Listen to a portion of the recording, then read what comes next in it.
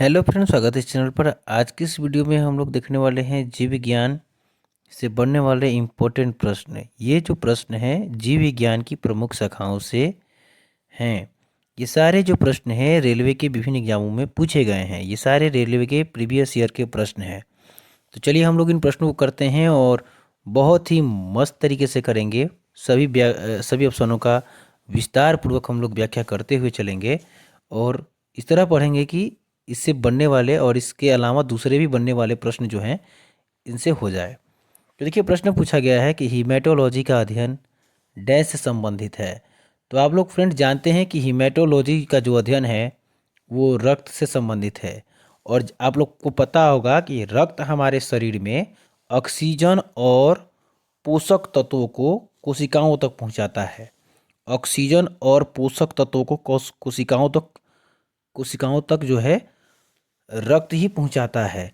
और carbon dioxide और अपशिष्ट पदार्थों को बाहर निकालने का काम रक्त ही करता है। तो कोशिकाओं तक ऑक्सीजन और पोषक तत्वों को पहुंचाने का भी काम रक्त का होता है और रक्त का काम जो होता है कार्बन डाइऑक्साइड और अपशिष्ट पदार्थों को बाहर निकालने का भी काम होता है। ठीक है।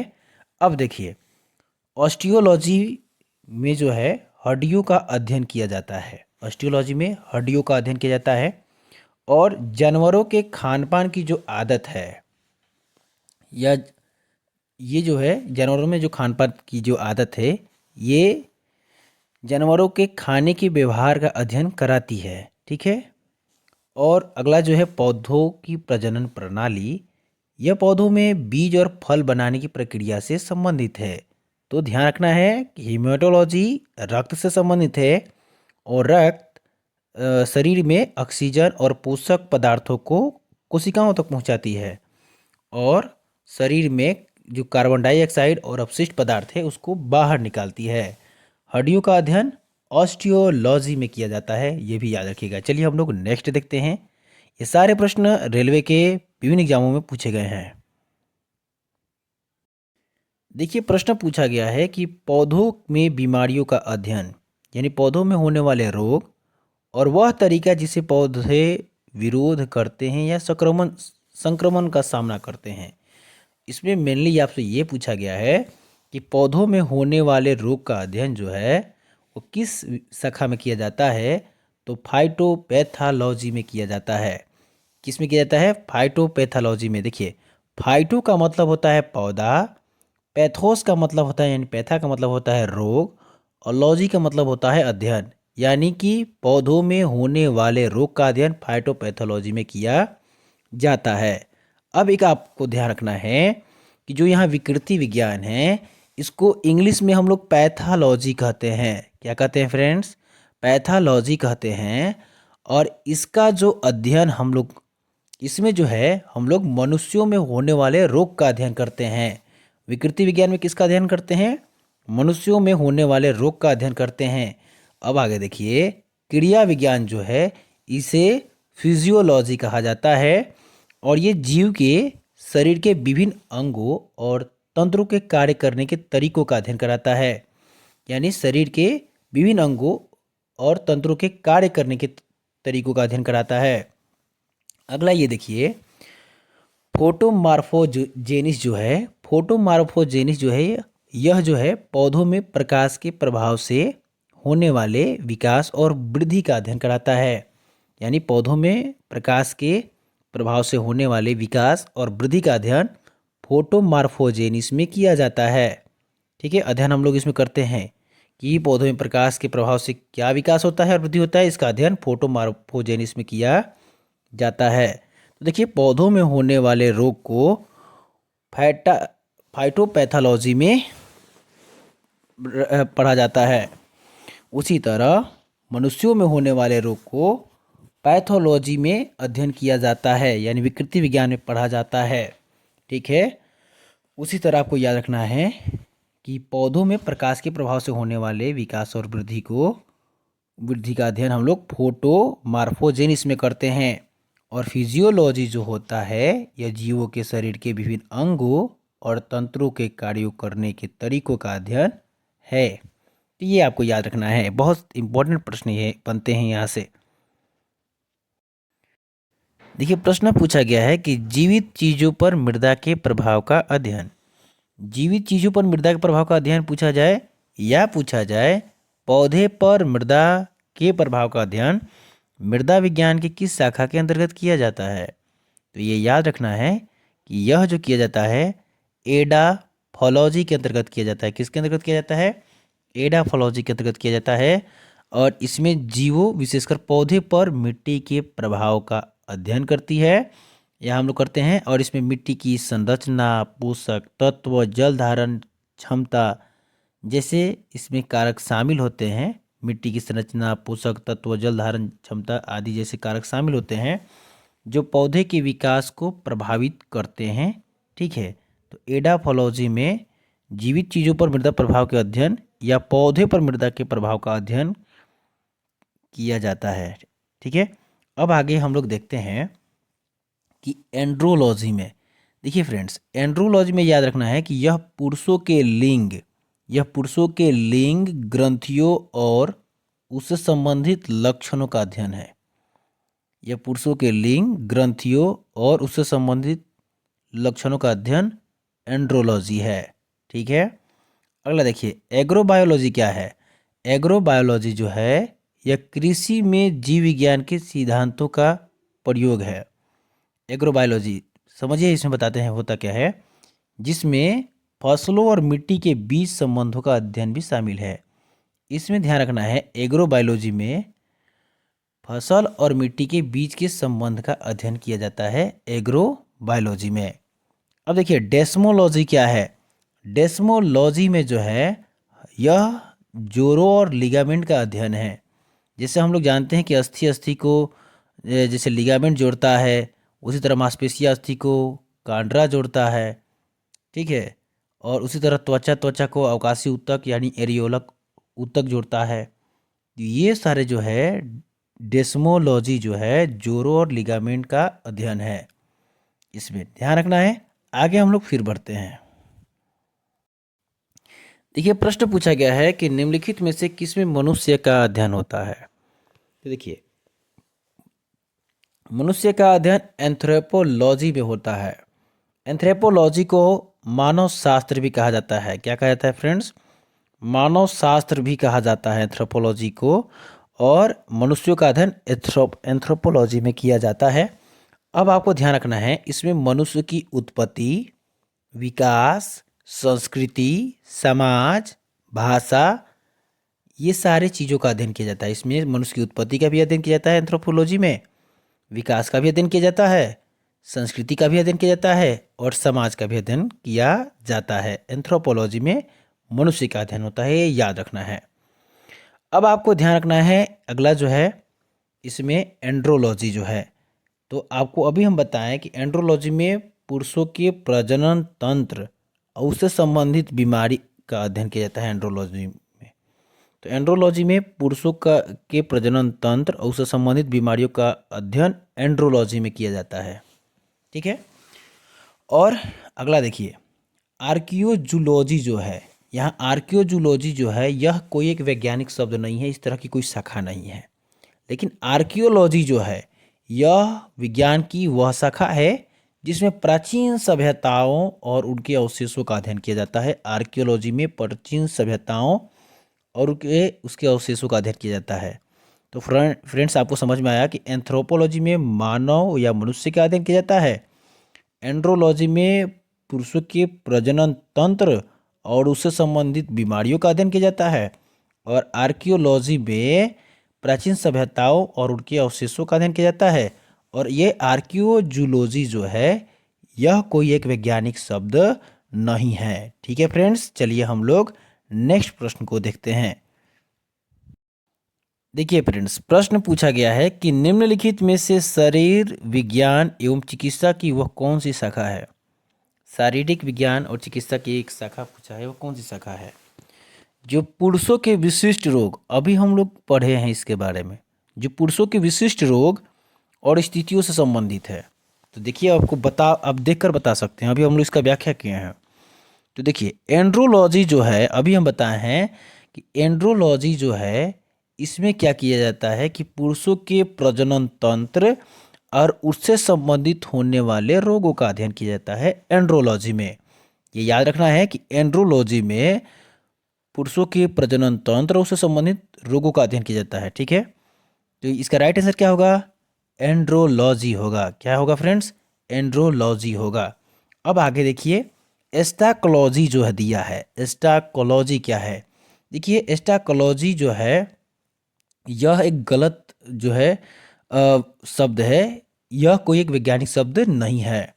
अब देखिए बाइकोलॉजी जो है, बायोइकोलॉजी जो है, यह क्या है कि यह जीवों और उसके पर्यावरण के बीच के संबंधों का अध्ययन कराता है।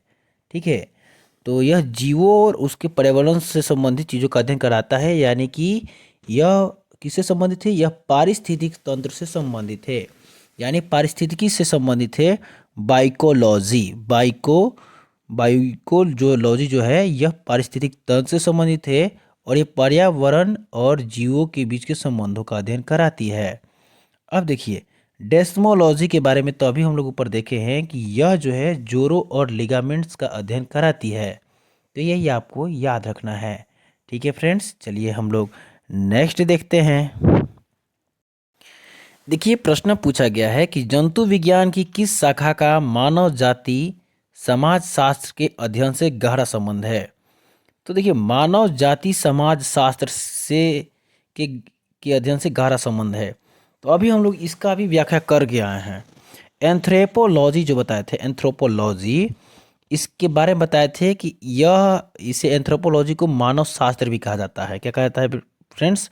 मानव शास्त्र भी कहा जाता है। एंथ्रोपोलॉजी को मानव शास्त्र भी कहा जाता है और इसमें मानव की उत्पत्ति, विकास, संस्कृति, समाज और उसके व्यवहार का अध्ययन हम लोग करते हैं। ठीक है, इसमें एंथ्रोपोलॉजी में। अब आगे ध्यान रखना है आपको, ये जो ऑप्शन दिया है देखियो, एम्ब्रियोलॉजी। एम्ब्रियोलॉजी क्या है? तो एम्ब्रियोलॉजी जो है यह भ्रूण के विकास का अध्ययन कराता है। किसका अध्ययन कराता है? भ्रूण के विकास का अध्ययन कराता है एम्ब्रियोलॉजी। वही जूजोग्राफी जो है, जूजोग्राफी जो है ये जो है जीवों, ध्यान रखना है, जीवों के भौगोलिक वितरण का अध्ययन कराता है जूजोग्राफी। जीवों के भौगोलिक वितरण का अध्ययन जूजोग्राफी कराता है। और फिजियोलॉजी क्या है? तो फिजियोलॉजी ध्यान रखना है कि जीवों के शरीर क्रियाओं का अध्ययन कराता है फिजियोलॉजी।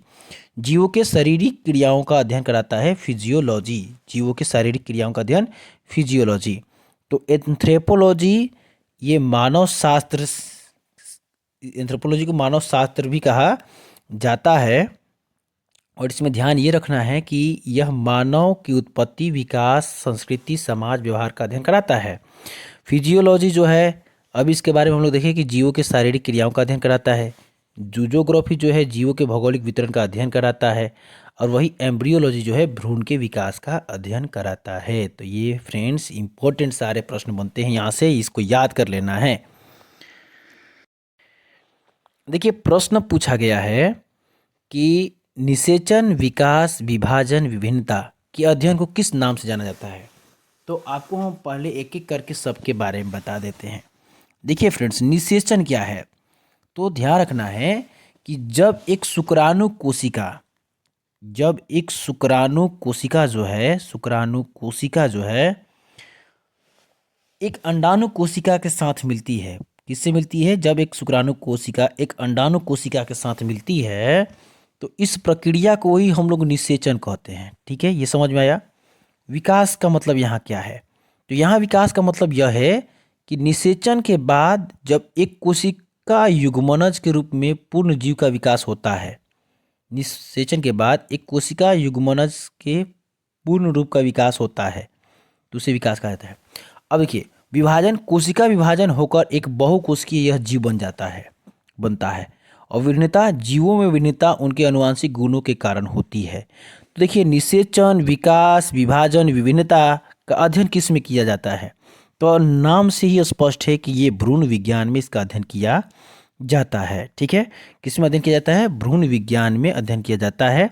अब देखिए भ्रूण विज्ञान के बारे में आपको ये ध्यान रखना है कि अभी इसके बारे में हम लोग ऊपर पढ़ के आए हैं कि इसे एम्ब्रियोलॉजी भी कहा जाता है। देखिए भ्रूण विज्ञान क्या है, तो ये जो है यह विज्ञान की वह शाखा है जो जीवों के विकास के प्रारंभिक चरण अर्थात निषेचन से लेकर भ्रूण के बनने और उसके विकास तक के अध्ययन कराता है भ्रूण विज्ञान। फिर से सुनिए, भ्रूण विज्ञान क्या है, जीवों के विकास के प्रारंभिक चरण अर्थात निषेचन से लेकर भ्रूण के बनने और उसके विकास तक का अध्ययन भ्रूण विज्ञान कराता है। तो ये आपको याद रखना है। अब यहाँ पर देखिए फिजियोलॉजी, तो फिजियोलॉजी यह जो है जीवों के शरीर के कार्यों का अध्ययन कराता है। फिजियोलॉजी जीवों के शरीर के कार्यों का अध्ययन फिजियोलॉजी कराता है। अनुवांशिकी क्या है, तो यह जीवों के अनुवांशिक गुणों का अध्ययन कराता है। अनुवांशिकी। क्रमागत उन्नति क्या है, तो यह जीवों के विकास के बारे में एक सिद्धांत है। यह जीवों के विकास के बारे में एक सिद्धांत है क्रमागत उन्नति। अनुवांशिकी क्या है, यह जीवों के अनुवांशिक गुणों का अध्ययन कराता है। फिजियोबायोलॉजी क्या है, तो यह जीवों के शरीर के कार्यों का अध्ययन कराता है। और भ्रूण विज्ञान में ही निषेचन, विकास, विभाजन, विभिन्नता का अध्ययन किया जाता है। ये आपको याद रखना है। चलिए हम लोग नेक्स्ट देखते हैं। देखिए प्रश्न पूछा गया है कि निम्नलिखित में से चिकित्सा विज्ञान की कौन सी जो शाखा है वो यकृत के उपचार और अध्ययन से संबंधित है। आप यहाँ पर भी नाम से स्पष्ट कर सकते हैं। तो देखिए, तो यकृत से संबंधित कौन है, यहाँ पे हेप्टोलॉजी है। क्या है, हेप्टोलॉजी जो है यकृत से संबंधित है। ठीक है, ये हेप्टोलॉजी जो है चिकित्सा विज्ञान की वह शाखा है जो यकृत से संबंधित बीमारियों और निदान और उपचार का अध्ययन कराती है। ठीक है, यकृत शरीर का एक महत्वपूर्ण अंग है जो महत्वपूर्ण कार्य करता है, जैसे कि विषाक्त पदार्थों को निकालता है यकृत ही, और पाचन में मदद करता है और रक्त को शुद्ध करता है। ठीक है, तो ये याद रखना है। अब आपको याद रखना है हेल्कोलॉजी। हेल्कोलॉजी क्या है, तो हेल्कोलॉजी एक रोग से संबंधित है, अल्सर से संबंधित रोगों का अध्ययन कराती है। हेल्कोलॉजी अल्सर से संबंधित रोगों का अध्ययन कौन कराती है, हेल्कोलॉजी कहलाती है। अब फ्रेंड आपको देखना है हेट्रोलॉजी। हेट्रोलॉजी यह कोई एक वैज्ञानिक शब्द नहीं है। ठीक है, अब देखिए जेरिएट्रिक्स जो है यह बुढ़ापे और बुजुर्गों के स्वास्थ्य से संबंधित अध्ययन है। यह बुढ़ापे और बुजुर्गों के स्वास्थ्य से संबंधित अध्ययन जेरिएट्रिक्स में किया जाता है। ठीक है फ्रेंड्स, चलिए हम लोग नेक्स्ट प्रश्नों को देखते हैं। देखिए प्रश्न पूछा गया है कि निम्नलिखित में से कौन बुजुर्गों के स्वास्थ्य के देखभाल का अध्ययन कराता है। तो अभी हम लोग ये भी प्रश्न कर ही के ही आए हैं। ठीक है, कौन कराता है, तो जेरियाट्रिक्स या जेरीमेट्रिक्स यह जो है बुजुर्गों के स्वास्थ्य की देखभाल का अध्ययन कराता है। जेरीमेट्रिक्स क्या है, तो ध्यान रखना है जेरीमेट्रिक्स जो है ये जेरियाट्रिक्स शब्द से ही बना है। जेरियाट्रिक्स शब्द का मतलब क्या होता है, बुढ़ापा, और बुढ़ापा होता है इसका मतलब। ठीक है, और इसमें जेरीमेट्रिक्स में बुजुर्गों के स्वास्थ्य, बीमारियों और देखभालों से संबंधित अध्ययन किया जाता है। अभी हम लोग हेल्कोलॉजी के बारे में पढ़ के आ रहे हैं। हेल्कोलॉजी जो है ये अल्सर के अध्ययन से संबंधित है। अल्सर मतलब क्या होता है, छाले से, ये छाले से संबंधित बीमारियों का अध्ययन इसमें किया जाता है हेल्कोलॉजी में। ठीक है, ये याद रखना है। अब देखिए एपियोलॉजी क्या है, तो एपियोलॉजी के बारे में आपको ध्यान रखना है कि एपियोलॉजी जो है यह बीमारियों के प्रसार और कारणों का अध्ययन कराता है। ठीक है, एपियोलॉजी महामारी विज्ञान है। ध्यान रखना है एपियोलॉजी महामारी विज्ञान है, इसको महामारी विज्ञान कहते हैं, और यह बीमारियों के प्रसार और कारणों का अध्ययन कराता है। साइनोलॉजी के बारे में, तो साइनोलॉजी को ध्यान रखना है। यहाँ से प्रश्न आता है कि साइनोलॉजी जो है नाक और उसके रोगों के अध्ययन से संबंधित है। नाक और इससे होने वाले रोगों से संबंधित कौन है, तो साइनोलॉजी। तो नाक उससे संबंधित होने वाले रोगों से संबंधित है साइनोलॉजी। एपियोलॉजी क्या है, यह जो एपियोलॉजी है यह महामारी विज्ञान है जो बीमारियों के प्रसार और कारणों का अध्ययन कराता है। हेल्कोलॉजी यह अल्सर रोग का अध्ययन कराता है, और जेरीमेट्रिक्स यह बुजुर्गों के स्वास्थ्य के देखभाल का अध्ययन कराता है। ठीक है फ्रेंड्स, तो यहाँ तक आपको बहुत ही अच्छे से समझ में आया होगा। तो यह वीडियो आपको अच्छा लग रहा है तो इस चैनल को लाइक कर ले, और इस तरह का वीडियो इस चैनल पर प्रतिदिन आ रहे हैं। और ये सारे जो है आरआरबी में पूछे गए प्रश्नों का हम लोग क्या कर रहे हैं, व्याख्या कर रहे हैं। और यहाँ से भी बहुत सारे प्रश्न पूछे जा रहे हैं। अभी टेक्नीशियन का एग्जाम हुआ, उसमें भी बहुत सारे प्रश्न यहाँ से बने हैं। ठीक है, तो चलिए हम लोग नेक्स्ट देखते हैं। देखिए देखिए प्रश्न पूछा गया है कि जीवों के वर्गीकरण से संबंधित जीव विज्ञान की शाखा को क्या कहते हैं। तो जीवों के वर्गीकरण से संबंधित नाम से यह स्पष्ट है कि इसे वर्गीकरण विज्ञान कहेंगे। क्या कहा जाता है, वर्गीकरण विज्ञान कहा जाता है। अब थोड़ा ध्यान समझना है आपको। देखिए, वर्गीकरण विज्ञान जीव विज्ञान की एक शाखा है जिसके अंतर्गत जीवों को उनके समान लक्षणों और संबंधों के आधार पे अलग अलग वर्गों में वर्गीकृत किया जाता है, और यह जीवों के नामकरण, वर्णन और वर्गीकरण से संबंधित है। अब आपको ध्यान रखना है यहाँ पे अगला कि नेथोलॉजी क्या है। तो नेथोलॉजी जो है यह रोगों के वर्गीकरण से संबंधित है। ठीक है, यह रोगों के वर्गीकरण से संबंधित कौन है, नेथोलॉजी बोल रहे हैं। नोथोलॉजी यह रोगों के वर्गीकरण से संबंधित है। और वर्गीकरण विज्ञान ये जो है जीव विज्ञान की वह शाखा है जो जीवों के वर्गीकरण से संबंधित है। तो जीवों के वर्गीकरण से संबंधित वर्गीकरण विज्ञान है, और नेथोलॉजी जो है यह रोगों के वर्गीकरण से संबंधित है। अब देखना है शरीर रचना विज्ञान। तो यह जीवों के शरीर की संरचना का अध्ययन कराता है। सरोविज्ञान यह घोघे का अध्ययन कराता है, यह ध्यान रखना है, यह घोघे का अध्ययन कराता है, यह घोघे का अध्ययन कराता है। ठीक है फ्रेंड्स, तो ये आपको याद रखना है। यहाँ से ये सारे प्रश्न इंपॉर्टेंट है जो विभिन्न एग्जामों में पूछे जाते हैं। चलिए हम लोग नेक्स्ट देखते हैं। देखिए प्रश्न पूछा गया है कि जंतु विज्ञान किसका अध्ययन है। तो ध्यान रखना है कि जंतु विज्ञान विज्ञान की वह शाखा है जिसमें जानवरों अर्थात जंतुओं का अध्ययन किया जाता है। इसमें होता क्या है कि जानवरों की संरचना, कार्य, विकास, वर्गीकरण और उसके व्यवहार का अध्ययन हम लोग करते हैं। अब ध्यान रखना है यहाँ पे ये, और ये ध्यान रखना है कि ऊर्जा का तो अध्ययन हम लोग भौतिकी में करते हैं, ये ध्यान रखना है। फलों का अध्ययन हम लोग वनस्पति विज्ञान में करते हैं, फ्लोरिकल्चर के अंतर्गत। विषाणु का अध्ययन हम लोग करते हैं सूक्ष्म विज्ञान में, वायरोलॉजी के अंतर्गत। ठीक है, तो ये यहाँ से ये सारे इंपॉर्टेंट प्रश्न बनते हैं। चलिए हम लोग नेक्स्ट प्रश्न को देखते हैं। देखिए प्रश्न पूछा गया है कि विज्ञान की एक शाखा जो जीवन या पृथ्वी से परे मौजूद जीवन की संभावना से संबंधित है, यानी जीवन या पृथ्वी से परे मौजूद जीवन की संभावना से संबंधित है, उसको क्या कहते हैं। तो आपको पता होगा कि उसे एक्सोबायोलॉजी कहते हैं।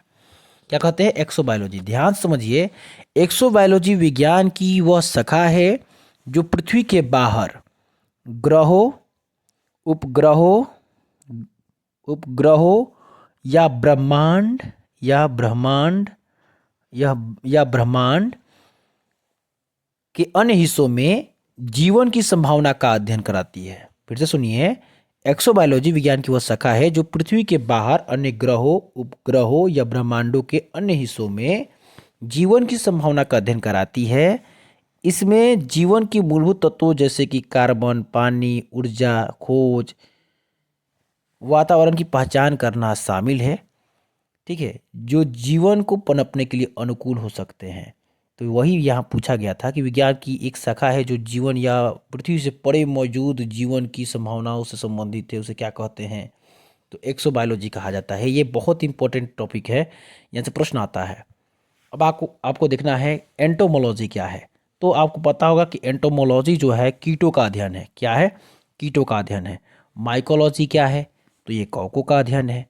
जीवाश्म विज्ञान के बारे में, तो जीवाश्म विज्ञान में किसका अध्ययन करेंगे, नाम से स्पष्ट है, जीवाश्मों का अध्ययन किया जाता है। ठीक है, चलिए हम लोग नेक्स्ट देखते हैं।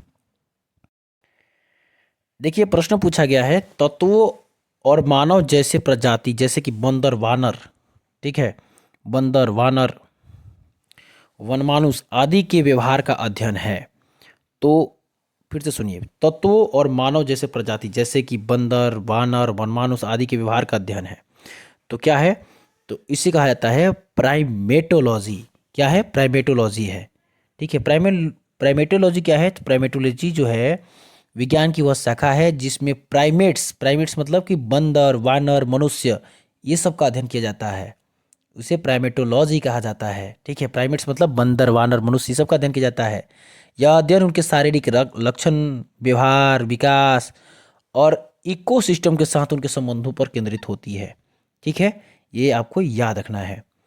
जैसे कि प्राइमेट्स स्तनधारी जीवों का एक समूह है जिसमें मनुष्य भी शामिल है। इन जीवों की कुछ सामान्य विशेषताएं होती है, जैसे कि बड़े बड़े इनके मस्तिष्क होते हैं, 5 उंगलियां होती है और आमतौर पर ये रंगीन दृष्टि वाले होते हैं। ठीक है, ये आपको याद रखना है। अगला जो कुछ ऑप्शंस दिए हैं उनको भी हम लोग देख लेते हैं।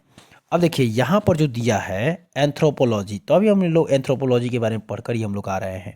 ये मनुष्य के विकास, समाज, संस्कृति, व्यवहार का अध्ययन कराती है, यानी मानव शास्त्र से संबंधित है। एपोलॉजी, तो ये ध्यान रखना है कि किसी विशिष्ट विषय पर बचाव या समर्थन करने वाले, ध्यान रखना है कि ये तो एपोलॉजी जो है यह एक वैज्ञानिक शब्द नहीं है, एपोलॉजी। ठीक है, ये गलत है। आगे ध्यान रखना है एथनोबॉटनी। एथनोबॉटनी जो है यह पौधों और मानव के बीच के संबंधों का अध्ययन कराता है। एथनोबॉटनी पौधों और मानव के बीच के संबंधों का अध्ययन कराता है, एथनोबॉटनी। ये बहुत इंपॉर्टेंट सारे शाखाएं हैं, इनको आपको याद रखना है रेलवे के एग्जाम के लिए खासकर, क्योंकि वही है रेलवे के ही प्रीवियस ईयर के सारे प्रश्न हैं जिनको हम टाइप करके आपको ये सारे इसका डिस्कशन करा रहे हैं। ठीक है, चलिए हम लोग नेक्स्ट देखते हैं। देखिए प्रश्न पूछा गया है कि निम्नलिखित में से कौन सा मकड़ियों का अध्ययन है। तो देखिए आर्कोनोलॉजी जो है यह मकड़ियों का अध्ययन है। ठीक है, और ध्यान रखना है यहाँ पे और कि एंथ्रोपोलॉजी जो है अभी हम लोग कर के आए हैं कि मनुष्य का अध्ययन है, मानव शास्त्र से संबंधित है। एपियोलॉजी जो है यह कीड़ों का अध्ययन है, और साइनोलॉजी जो है चीनी भाषा और संस्कृति का अध्ययन है, साइनोलॉजी। ठीक है, ये साइनोलॉजी चीनी भाषा और संस्कृति का अध्ययन है। एपियोलॉजी जो है ध्यान रखना है ये कीड़ों का अध्ययन है, और एंथ्रोपोलॉजी जो है ये जो है मनुष्यों का अध्ययन है, और आर्कनोलॉजी जो है मकड़ियों का अध्ययन है। तो ये आपको याद रखना चाहिए। चलिए हम लोग नेक्स्ट प्रश्न देखते हैं। देखिए प्रश्न पूछा गया है कि सौरोलॉजी जो है किससे संबंधित है। तो सौरोलॉजी जो संबंधित है वो छिपकली से संबंधित है। ठीक है, और मच्छर से संबंधित जो है एंटोमोलॉजी है, कीट में आता है तो एंटोमोलॉजी मच्छर से संबंधित है। तिलचट्टा भी जो है एंटोमोलॉजी से संबंधित है, ये आपको याद रखना है। लेकिन सांप जो है सरीसृप का है, तो सरीसृप का अध्ययन हम लोग हर्पेटोलॉजी में किया जाता है। हर्पेटोलॉजी में सरीसृप का अध्ययन हम लोग करते हैं, तो ये याद रखना है। मच्छर का अध्ययन एंटोमोलॉजी में, छिपकली का अध्ययन सेरोलॉजी में, और तिलचट्टा का अध्ययन भी हम लोग एंटोमोलॉजी में करते हैं, और सांप का अध्ययन हर्पेटोलॉजी यानी सरीसृप का अध्ययन हर्पेटोलॉजी में किया जाता है। ठीक है फ्रेंड्स, चलिए हम लोग नेक्स्ट प्रश्न को देखते हैं। देखिए प्रश्न पूछा गया है कि पक्षियों के अध्ययन को क्या कहा जाता है। तो आपको पता होगा कि पक्षियों के अध्ययन को हम लोग क्या कहते हैं, ऑर्निथोलॉजी कहते हैं। क्या कहते हैं, ऑर्निथोलॉजी। ऑर्निथोलॉजी जीव विज्ञान की एक शाखा है जिसके अंतर्गत पक्षियों का अध्ययन किया जाता है, और इसमें पक्षियों की विभिन्न प्रजाति, उनके व्यवहार, आवाज, शारीरिक बनावट, ये सब चीज़ों का अध्ययन हम लोग करते हैं। अब देखिए एंटोमोलॉजी, आपको पता होगा कि कीड़ों का अध्ययन या कीटों का अध्ययन किया जाता है। हर्पेटोलॉजी में सरीसृप और उभयचरों का अध्ययन किया जाता है। सरीसृप और उभयचरों का अध्ययन किया जाता है। और आपको ये याद रखना है कि यहाँ जो ये शब्द है बर्डोलॉजी, ये जो है ये इसका कुछ खास मतलब होता नहीं है। ठीक है, चलिए हम लोग नेक्स्ट प्रश्न को देखते हैं। देखिए प्रश्न पूछा गया है कि कवक विज्ञान है। तो कवक विज्ञान बैक्टीरिया का अध्ययन है, कुकुरमुत्ता का अध्ययन है, वायरस का अध्ययन है, परजीवी का अध्ययन है। तो आपको पता होना चाहिए कि कवक विज्ञान जो है कुकुरमुत्ता का अध्ययन है। ठीक है, ठीक है, ये याद रखना है। और इसमें कई तरह के मतलब कि कवक कई तरह के हमारे जीवन को प्रभावित करते हैं। कुछ कवक खाद्य रूप में होते हैं, तो कुछ का उपयोग दवाओं में हम लोग करते हैं, तथा कुछ का उपयोग हम लोग नहीं करते हैं जो फसलों को नुकसान भी पहुंचाता है। ठीक है, तो ये याद रखना है। अब आपको कुछ याद रखना है, बैक्टीरिया का अध्ययन, बैक्टीरियोलॉजी में किया जाता है, ये याद रखना है। ठीक है, उसी तरह वायरस का अध्ययन वायरोलॉजी में किया जाता है। उसी तरह परजीवी का अध्ययन हम लोग पैरासीटोलॉजी में करते हैं हम लोग परजीवी का अध्ययन। तो आज के लिए इतना ही।